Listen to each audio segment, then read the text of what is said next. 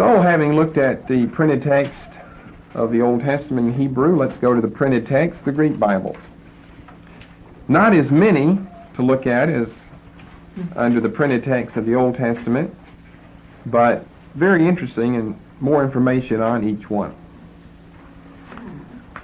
We begin in 1514. Now compare that to the Hebrew edition, the first one, 1477, or the first complete one of 1488, and Greek was a much better known language than Hebrew was at the time. But notice how diligent the Jewish people were over their guardianship of the Old Testament. Right away, they're printing up a Hebrew edition of the Old Testament, or at least of the Psalms, in Bologna, Italy, in 1477, and of the whole Old Testament in 1488. And Greek's better known, is spoken by more people, but it's not until 1514 that we have the Complutensian polyglot, Complutensian, the Complutensian polyglot. It's a tongue twister just to say the name. Polyglot, spelled just like it sounds. Complutensian polyglot of 1514. That was published by the Catholic Cardinal Francisco Jimenez de Cisneros. I guess I need to say it again.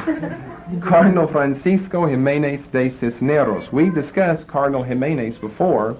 We were looking at canonicity. So his name, Jimenez, Ximenes. That ought to be familiar. Jimenez, Ximenes. Cardinal Francisco Jimenez de Cisneros was an archbishop in the city of Toledo, Spain. He began to prepare an edition of the Greek New Testament for printing in the year 1502. This is when he began his work in 1502 for the CP, Complutensian Polyglot. Not only was it going to contain the New Testament, but the Old Testament as well.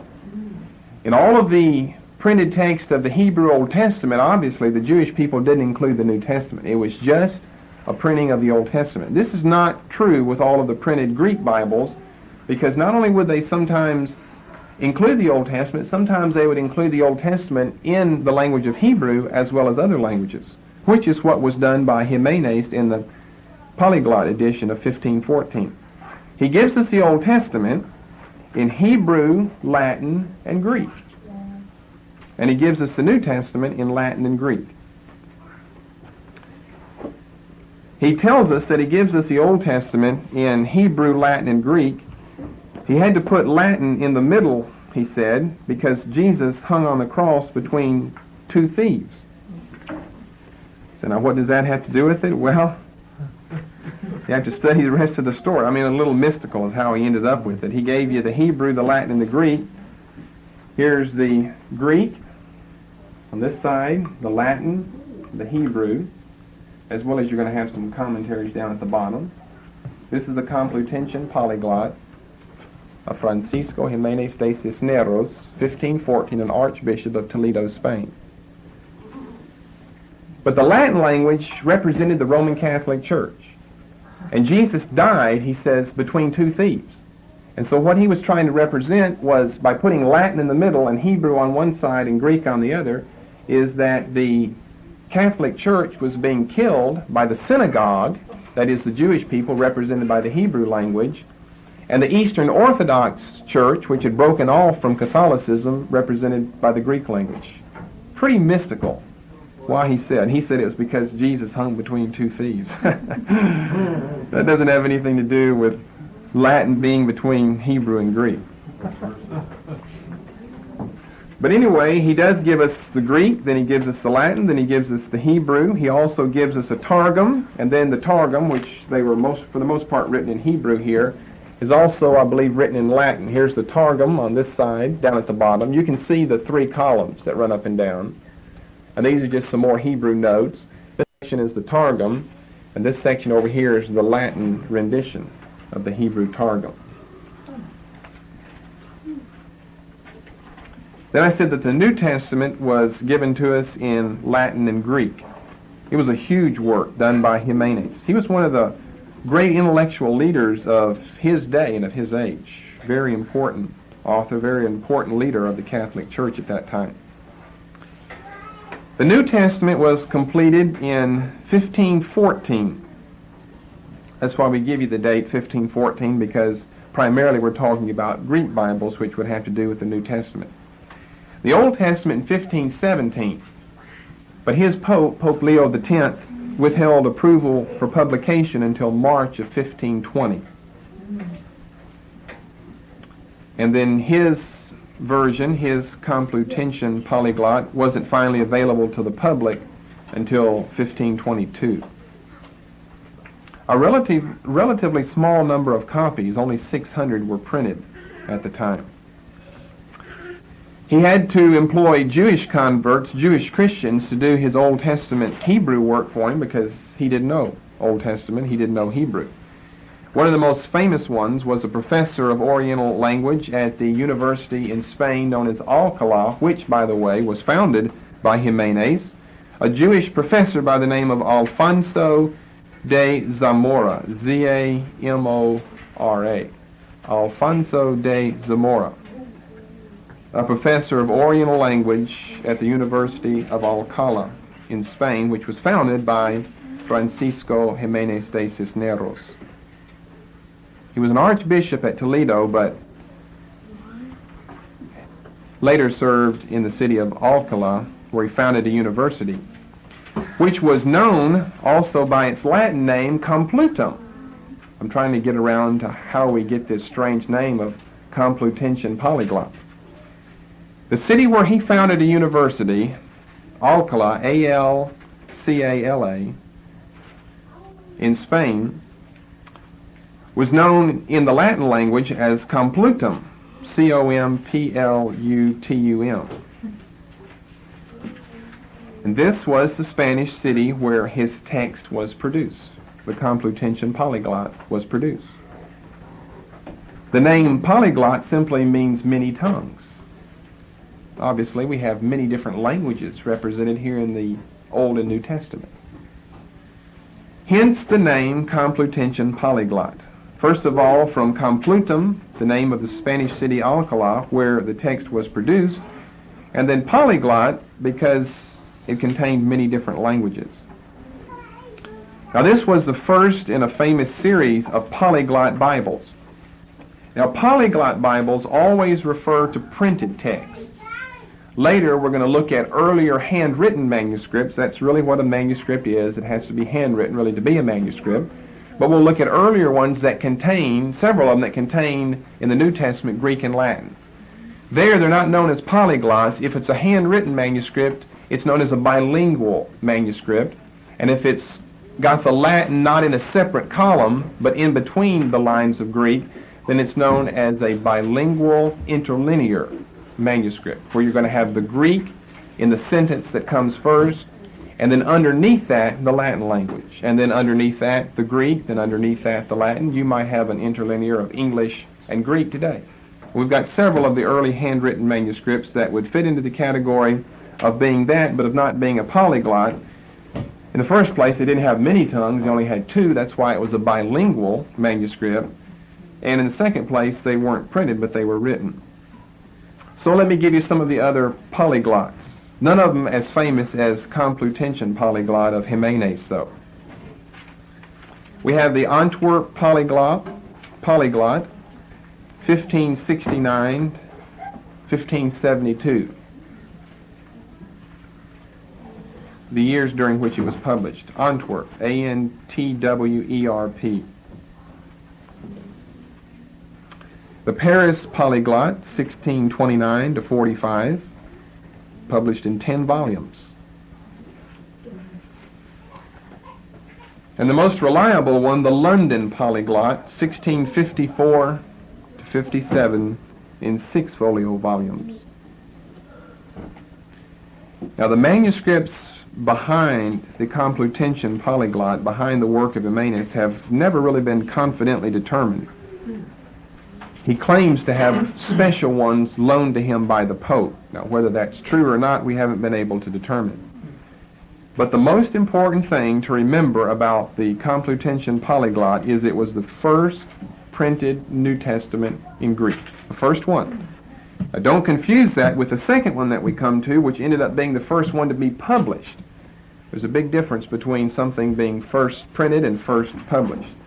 The first printed New Testament in Greek was Francisco Jimenez de Cisneros' Complutensian Polyglot.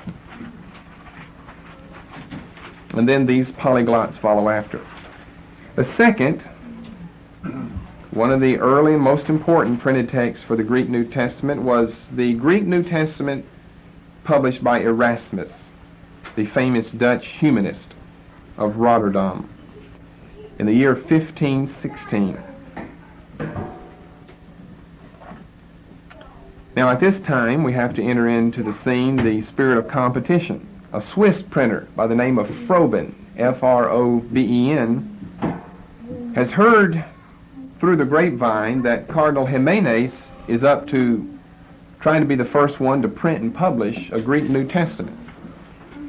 And being a printer, he wants to be the first to do it. And he's heard from some of his friends that Jimenez has been working since 1502. You see, he puts a lot of work into it. Jimenez starts working in 1502. It's not till 1514 that the New Testament is completed. There's 12 years that he spent on getting ready to publish the New Testament, or getting ready to print it. He does successfully print it, but not publish it. It's not until 1517 he gets the Old Testament, and it's not until 1522, after the approval of Pope Leo X in 1520, that it finally is made available to the public. But notice 1522 is long after the 1516 date of the Greek New Testament by Erasmus. So the Swiss printer Froben has heard what Jimenez is up to, and he quickly enlisted the help of the famous Dutch humanist Erasmus of the city of Rotterdam in April of 1515.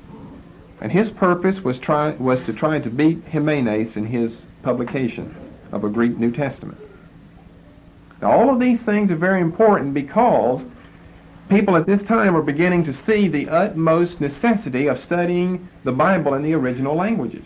If the professors and if the scholars did not have at their disposal the Old and the New Testament in the original languages, then how could they hope to be confident in their theology and in their understanding of the Word of God? And so most of what's done today, probably all of what's done today, is based upon these early printed Hebrew and Greek Bibles, because just the average person wasn't speaking Greek and Hebrew. And even the professors in the universities, you didn't have subjects like, well, we're going to study the Greek Bible. Sometimes you'd study classical Greek language, but not the Greek New Testament. Why? Because you had the Latin version. That was your Bible you'd been brought up on. Everybody spoke Latin, at least in Italy. And so why go to all the trouble to print these Hebrew Bibles? We looked in the last time with all of these Hebrew Bibles being printed of all places in Italy, where you ought to be able to speak Latin, where you'd already have your Vulgate edition of the Bible, the Old and the New Testament. But such is not the case today, because so many people in the universities and colleges know Greek and Hebrew, and therefore it's really not important for them to try to give us some new work, because their very understanding of what they know is based upon the work of people like Jimenez and Erasmus. So getting back to the story of Erasmus, he's got to do it in a hurry. He doesn't know when Jimenez is going to get through. He only knows he's been working on it for years now. Maybe, the next week he'll be through, so Erasmus has to hurry, which tells you what type of Bible we're going to end up with. He can only find 6 manuscripts to use. Remember, we talked some of those Hebrew Bibles, they used, one of them, over 1,400 variants, and you use dozens of different manuscripts and dozens of different versions and dozens of different printed Hebrew texts for the Hebrew Bible, the Old Testament, that had come before you. Now, Erasmus was a notable scholar. He had many arguments with Martin Luther, and that's where he enters into the scene of history as being so important, because of his arguments with Martin Luther and Luther's arguments with him. But he's probably just as well known, at least in scholarly circles, for his work on the Greek New Testament as being the first one to publish it. But he doesn't do a good job, because all he can find are 6 manuscripts, and all of these date from the 10th to the 12th century A.D. So we're talking about late medieval manuscripts, and of necessity, we're talking about inferior ones. He doesn't have at his disposal any of the earlier ones. So we only find 6 manuscripts all of them dating from the 10th to the 12th century. And only one of those 6, Codex 1, was a non-Byzantine text type, which means that for the most part, what he's going to give us is what was standardized from the 4th to the 8th century, the Byzantine text type. Only one. And if I remember correctly, Codex 1 is a minuscule, and Codex 1 is the head of a family known as the Family 1 of the minuscules that contains a lot of others. And if I remember correctly, it's the Caesarean text type. And he doesn't use Codex 1 a whole lot. He uses his other 5 that are Byzantine text type in what they say. He's only got one manuscript. I hope this is not going over your head. This is building up for all that we've got to say in the future. You'll understand more about your King James Version. You understand more of what we're saying, especially about Erasmus, because it's going to enter in here, as well as what we said about Chaim and Bomberg's Second Rabbinic Bible, 1524 to 1525, where he said that this is where a lot of the Textus Receptus, and therefore the KJV for the Old Testament, is based. Now the same for the New Testament is going to be true with the work of Erasmus. It's all on tape if you don't hear all of that I'm saying. Amen. He only had one manuscript that contained Revelation. Now that's something interesting, and it's from the 12th century, by the way. Something interesting, whenever we look at the manuscripts, it is rare to ever find Revelation in the early manuscripts. The vast majority of them don't have Revelation. So he only has one manuscript of Revelation. It dates from the 12th century that he borrowed from a good friend of his, but it's mutilated at the end. You can't read the end of the last chapter, the end of the Bible, the end of Revelation. So what did he do? Well, he went back to the Vulgate, retranslated the Latin back into Greek, and supplied us with the last 6 verses of the book of Revelation. You see, Jerome had gone from the Greek to the Latin, but now when you try to go to the Latin by a different author 1,000 years later, over 1,000 years, back to the Greek, you're not going to end up with what the original said. So we end up with a mutilated form of the book of Revelation, particularly the last chapter, the last 6 verses. Erasmus has to go back to the Vulgate, the Latin edition of the Bible, and retranslate the Latin back to the Greek, so we'll have a complete New Testament. Okay, I said that he was enlisted by the Swiss printer Froben in April of 1515. He begins his work on October the 2nd, 1515. And he was through by March the 1st, 1516. Just phenomenal. Works day and night trying to make sure that he beat Jimenez. And of course he beat him by a long shot. He didn't need to do it that fast. So he works from October the 2nd, 1515 through March the 1st, 1516. And not only does he have it printed, but he has it published. That is, it's distributed among the people. So it's the first published Greek New Testament, whereas Jimenez gave us the first printed Greek New Testament. So his first edition comes out in 1516. He published 4 other editions after his first edition, but consulted few additional manuscripts besides the 6, 5 of which were Byzantine text type. He didn't really consult anymore, so he didn't get much better. His second edition came out in 1519 and was probably the basis for Luther's German translation of the Bible. You see, Luther's trying to give the people of his home country, Germany, a translation in the vernacular. And probably his second edition, the second edition of Erasmus, was used by Luther, who was a foe of Erasmus, for his German translation. That's why I mention it, because it's a little ironic. In 1522, he gives us his third and most interesting edition, and why is that? Why is... He studied, someone said.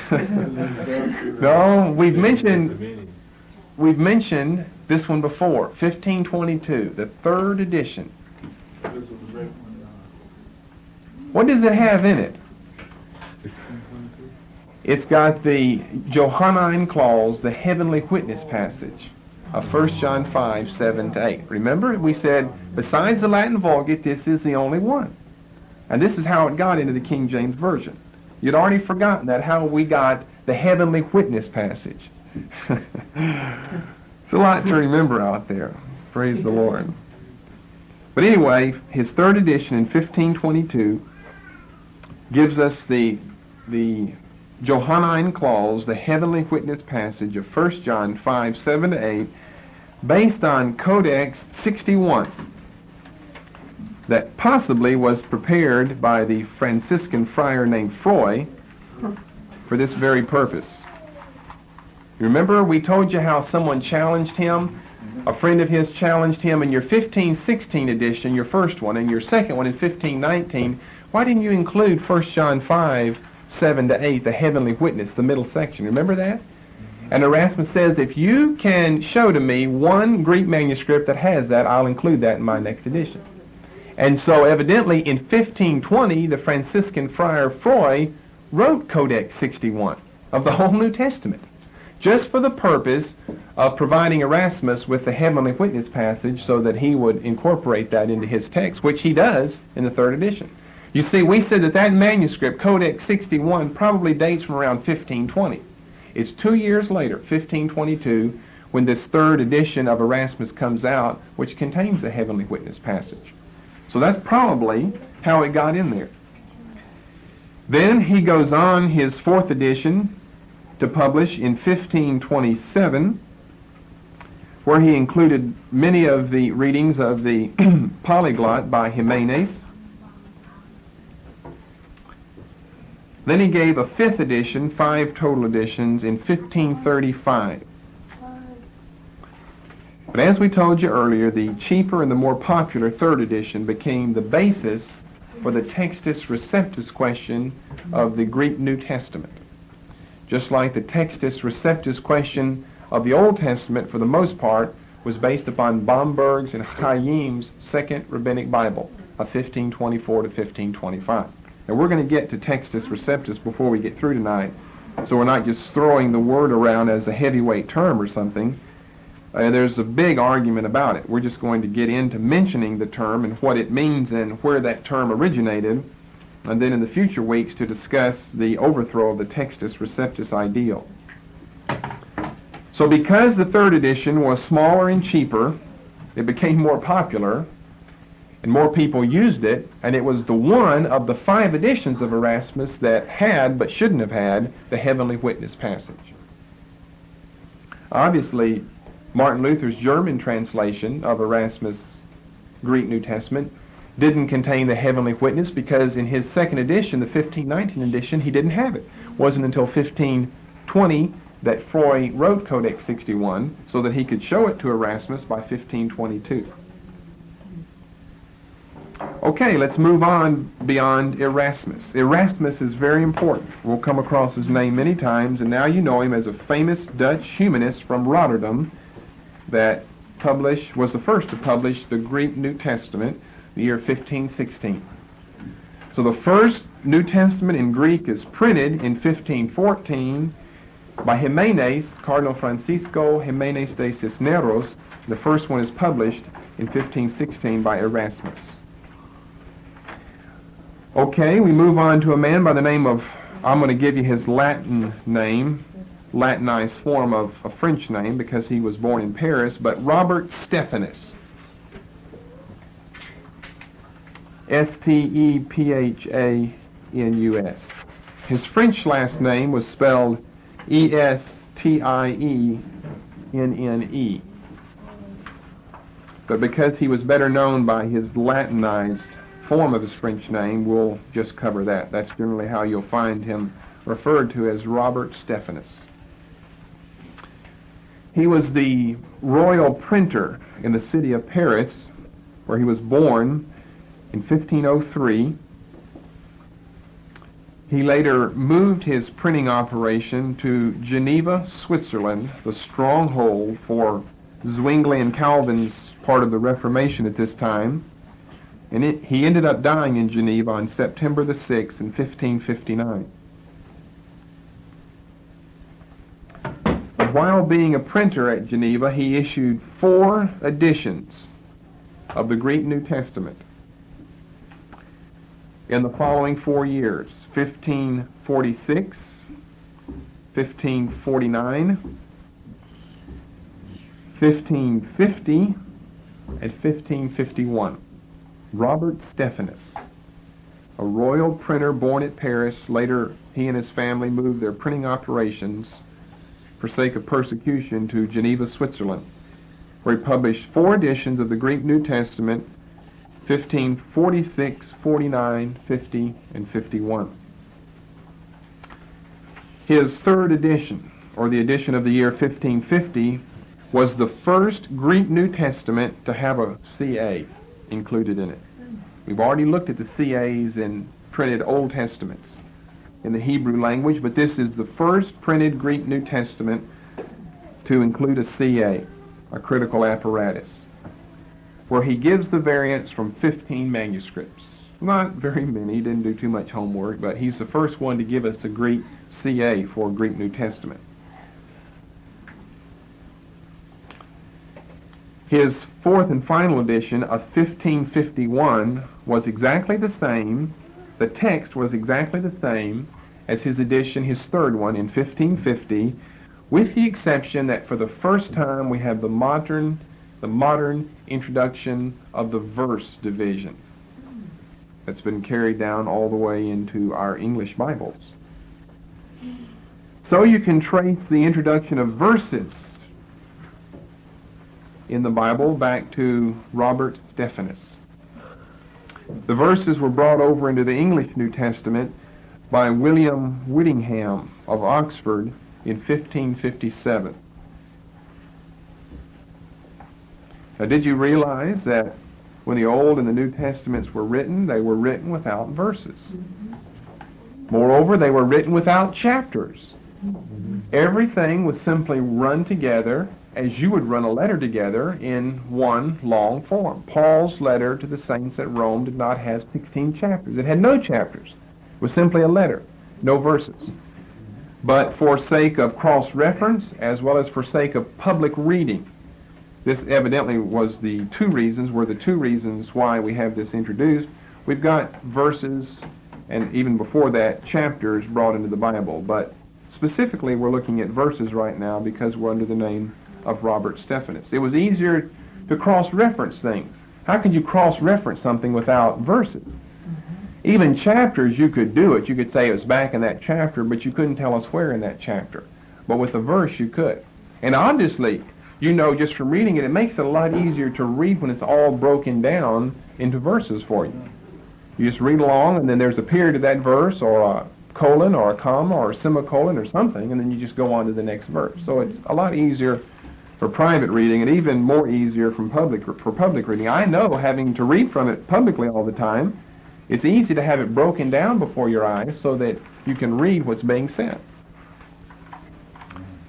All right, that's verses. While we're on the subject, let's go back and discuss how we got chapters in our Bible. We're going to put both of these under this one thing, although chapters came a lot earlier.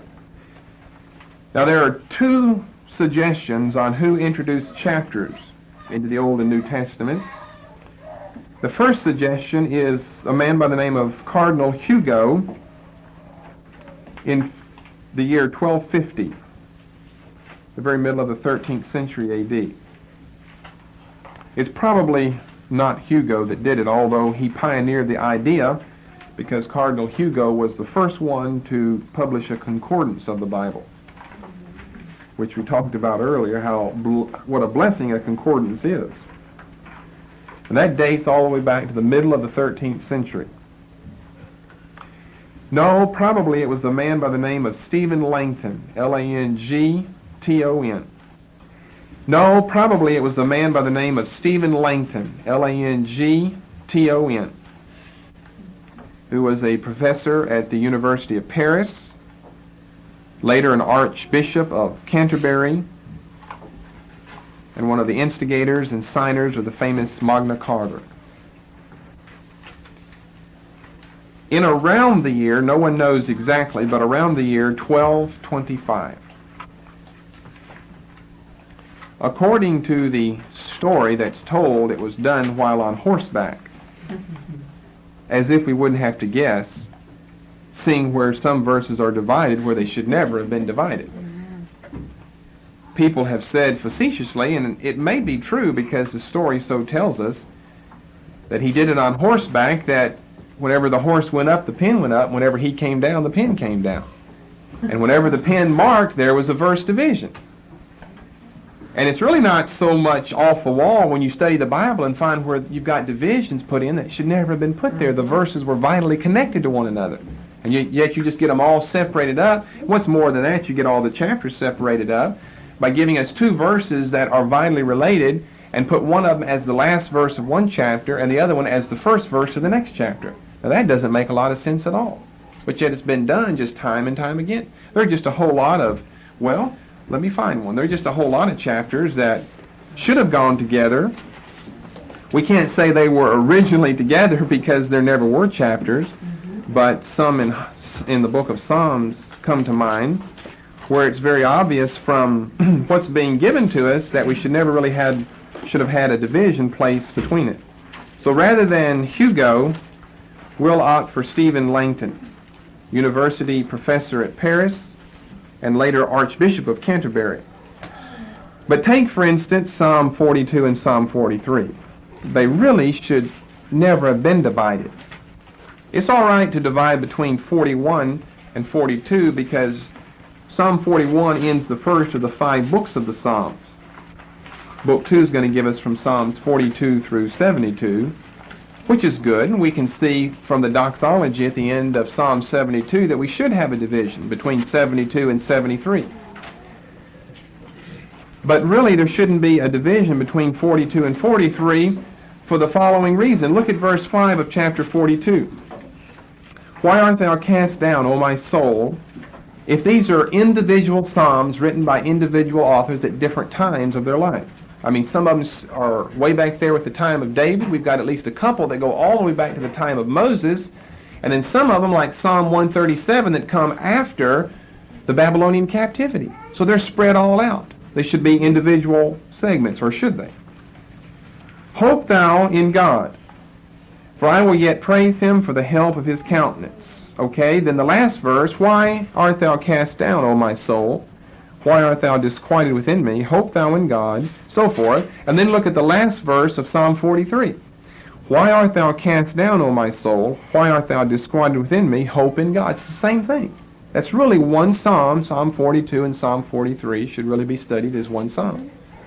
Because you got verse 5 and verse 11 of chapter 42 and then verse 5 of chapter 43 that are identically the same.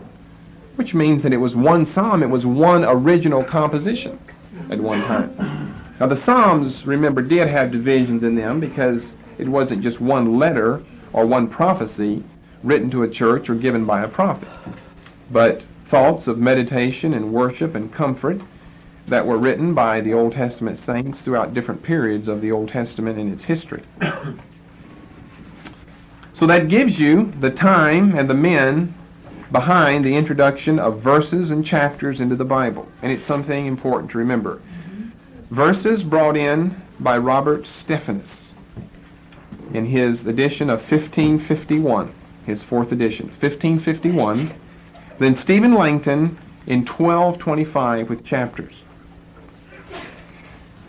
Now let's look for a moment, before we go on and look at some more printed text, let's look for a moment at some of the interesting statistics that some people like to dream up and study and discuss and at least try to memorize concerning verses and chapters in the Bible. Nothing but statistics, nothing but statistics. But that's all we're giving you anyway. Verses. In the Old Testament, there are 23,144. You'll never have to count them yourself. There are better things to be doing. The New Testament, there are 7,957. See, this wasn't true when the books were written, but only since the time of the introduction of the verses in 1551. Which, if you want to add them up real quickly, 31,101 verses in the Bible.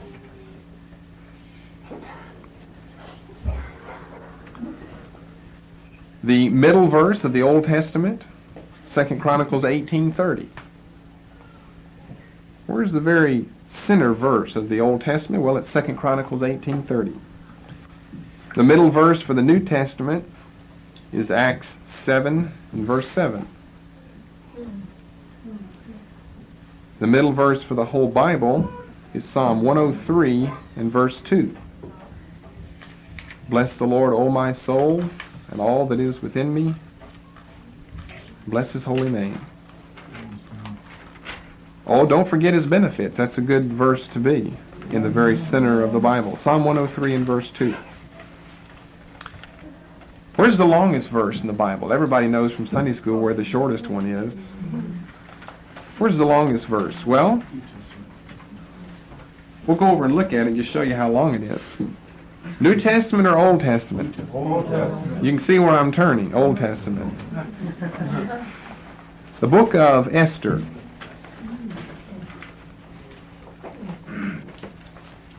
The book of Esther, chapter 8 and verse 9. Take a look at that verse if you've never seen it before. We used to have to study these things, by the way, back in middle school Bible classes. That's where I got some of my information and why I know it. We used to have to know these things, where the middle verse and the last verse and the best verse and so forth were. Look at the book of Esther, chapter 8 and verse 9. Now you ought to know from, if you've ever read the whole Bible, that there's not another verse as long as that verse. Look how many lines that takes up. So, I don't know what all it says there, but there's a good day's devotion just in one verse. Longest verse in the Old Testament, and by the way, it's the longest in the whole Bible. Where's the longest verse in the New Testament? Probably not a lot of you have been reading back where that chapter is, or you just remember, I just remember from reading it, that it just looks long whenever you have to start working your way through it. Revelation chapter 20. And look at verse 4 of Revelation 20. Look how long the verse is. The longest one in the New Testament. By the way, it's not even the second longest one in the Bible. There's other Old Testament ones longer. I saw thrones, and they sat upon them, and judgment was given unto them. I saw the souls of them that were beheaded for the witness of Jesus and for the word of God, which had not worshipped the beast, neither his image, neither had received his mark upon their foreheads or in their hands, and they lived and reigned with Christ 1,000 years. It's a long sentence, and it's a long verse. It's the longest one in the New Testament. The shortest verse in the Old Testament, 1 Chronicles chapter 1, verse 25. 1 Chronicles 1:25, Eber, Peleg, Reu. The genealogy just has 3 names. The shortest one in the New Testament, as well as the whole Bible, is John 11:35. Jesus wept. That's the one probably everybody knows. Just 2 words. Jesus wept. John 11:35. Okay, chapters for the Bible. There are 929 chapters in the Old Testament, 260 in the New Testament, for a total of 1,189 chapters. The middle chapter in the Old Testament is Job 29. The middle chapter for the New Testament is Romans 13. The middle chapter for the whole Bible is at the same time the shortest chapter of the whole Bible, which is the 117th Psalm. Just contains 2 verses.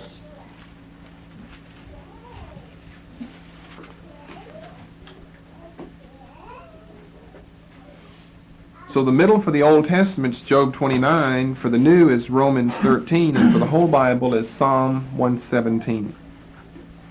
Now sometimes when we say middle on these various middle verses, middle chapters, sometimes it's right at the very middle so that you've got, let's say, 200 chapters before that and 200 chapters after that, and it's right in the middle. But sometimes if you don't have an odd number like that, if you've got an even number, then it will be the last chapter in the first division. Obviously, you can't always have a middle chapter depending on whether you've got an even or an odd number of chapters.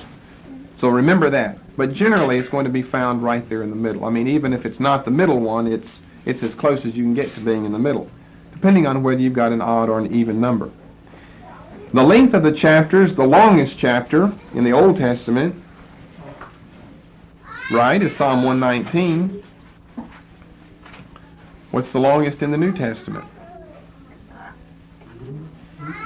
Luke? No, you're close. 1. Luke 1. Luke chapters 1 and 2 are long chapters. Luke 1 is the longest. The longest in the whole Bible is Psalm 119. The shortest in the Old Testament is Psalm 117. What's the shortest in the New Testament? What? How many verses does 3 John have? Someone look it up. We're talking about the shortest chapter. Because that would make it the shortest book as well. How many verses does 3 John have? 14. What about 2 John? 13. What about 1 John chapter 1? Just 10 verses. 1 John chapter 1. Very, very short chapter. Then the shortest one in the whole Bible is Psalm 117. So there are your statistics on the chapters and verses of the Bible, which we still fit under Robert Stephanus because there's no better place to put it, since he's the one that gives us the introduction of verses into the Bible. Okay, but going on now to a 4th edition of the Greek New Testament that was published by Theodore Beza, French Protestant scholar and a good friend of John Calvin's at Geneva. Beza and Calvin were good friends and co-workers for the kingdom during the Reformation days at Geneva, Switzerland. Now they're in Switzerland, but Calvin he's a French theologian. He was born in France. Most people think of him as a Swiss theologian because he did all of his work at Geneva, or a lot of his work, but Calvin was born in the city in France. And Beza is a French Protestant scholar as well. Now Beza's work is very similar to the work of Stephanus and the work of Erasmus. Very, very similar to theirs. He really didn't change a lot, but because of his great influence, he was much better known than Stephanus or Erasmus. Because of his great influence, he was the one who helped to popularize the Textus Receptus text that came out through the writings of Erasmus. That is, Erasmus in his 3rd edition of 1522.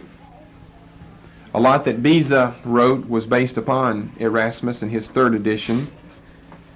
And although Erasmus was well known, he certainly was not as well known as Beza. And so Beza, Theodore Beza, the friend of Calvin and French Protestant scholar at Geneva, was the one who helped popularize the Textus Receptus. He published 9 editions from 1565 to 1604. And then a 10th one posthumously in 1611.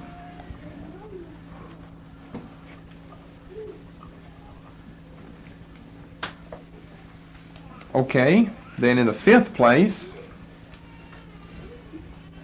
this is the last one that we really need to look at this evening, are the Elzevir brothers, Elzevir. Bonaventure and Abraham Elzevir. They were publishers in Holland who primarily had a commercial interest instead of a critical purpose and interest behind their editions that they published. They gave us 7 from 1624 to 1678. And their work as well was based upon their 2 predecessors, Beza and Stephanus. Bonaventure and Abraham Elzevir. They gave us 6 editions. First one in 1624. The second, the most important, the most famous or infamous, depending on how you look at it, one, was published in 1633. It became the standard text of continental Europe and has become world famous because of its preface. This is what I want to show you up front here. I've got it written in the Latin that they gave in their preface. And it translates into English as follows. You have therefore the text received by all, in which we give nothing altered or corrupt. Small sentence, but well, all types of fights have been fought over what they really, well, they don't initiate it because it's come before by Chaim and Erasmus, but which they put into writing like no one had done before them. We could put it that way. You have therefore the text received by all. I mean, that's a very bold statement to be making, because all people weren't receiving their text. It was just a statement based on commercial ideas. They wanted everyone to buy their editions of the Greek New Testament. So they claim, you have therefore the text received by all, in which we give nothing altered or corrupt, which is an impossibility, to give nothing altered or corrupt and to say that this is the text that's been received by all. And that is how we got the little catchphrase, the textus receptus question. You can see the words, they're just in another form. You change the M to the S, and you've got textus receptus. Depends on what case it's in. We need to get it back into the nominative case. The textus receptus, or the received text question. Now here we've got the origin, not of the textus receptus, but of the name textus receptus. No one had ever really called it. It just simply had been referred to as the Byzantine text type, and had reference to a particular type of Byzantine text. But now for the first time, with Bonaventure and Abraham Elzevir, we've got the nomenclature of the textum receptum, or the textus receptus, or the received text.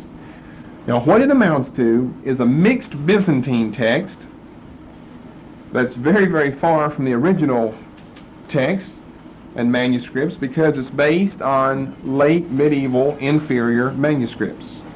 Those of little critical value, those that were for the most part hastily assembled by these early enterprising publishers. No one had done things like this before, and people were really enterprising and wanting to go out on the horizon and tread paths where no one had been before. And so they gathered together these manuscripts that are of little critical worth because they're late, they're medieval, and therefore they're really not reliable in comparison to what the original manuscripts had to say. Now, if you don't already have it down, I've said it enough, you ought to have it down by now. If you don't, you can get it down. But the textus receptus for the Old Testament goes back to the Second Rabbinic Bible, 1524 to 1525, published by Daniel Bomberg, 4 volumes, 925 leaves, edited by Jacob ben Chaim, Chayyim, for the Old Testament. For the New Testament, it goes back to the 3rd edition of 1522 of Erasmus in his Greek New Testament. The King James Version is based directly upon this. Because you see, even in the 3rd edition of Erasmus, 1522, we're still a whole century, 1611, a whole century prior to the translation of the King James Version of the Bible. You see, a lot of people have misconceptions on how we got our versions today. They think, well, there are one of two guesses. Either it's just always been that way, and whatever I have today, it's just always been that way, and of course they're forgetting about different languages that have been used for different manuscripts.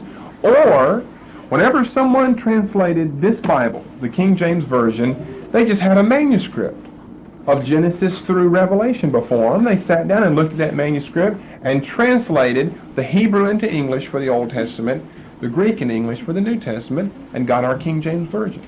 And nothing even remotely coming close to that is what took place whenever these versions and translations were done and rendered by these men.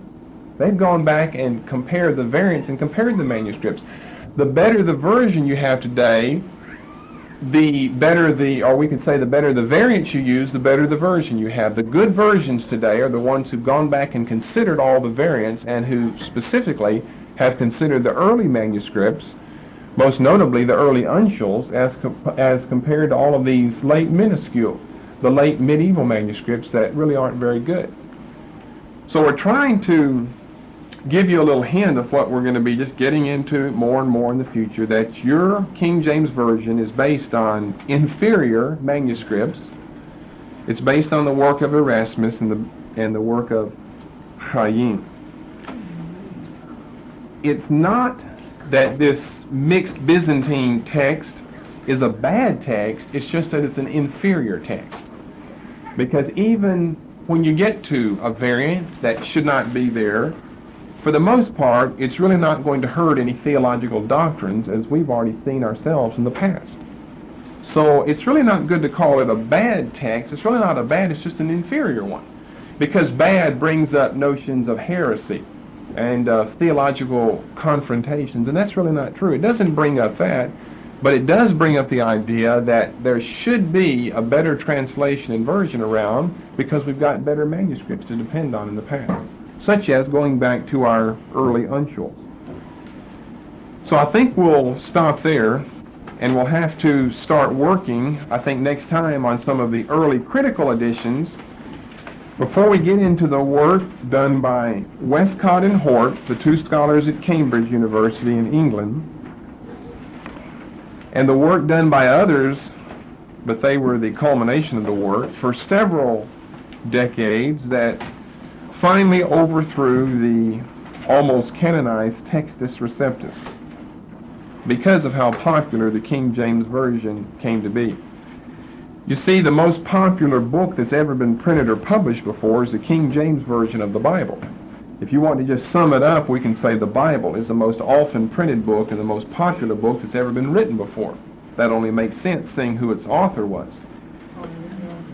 But seeing how inferior the manuscripts were behind the Textus Receptus text type, it's a little surprising to find out, and there are valid reasons why, but it's a little surprising to find out that the King James Version of the most popular book is the most popular book that's ever been published, it's ever been printed. It's reprinted, republished more times every year than any book in the world. It's the bestseller. Not just the Bible the bestseller, but the King James Version.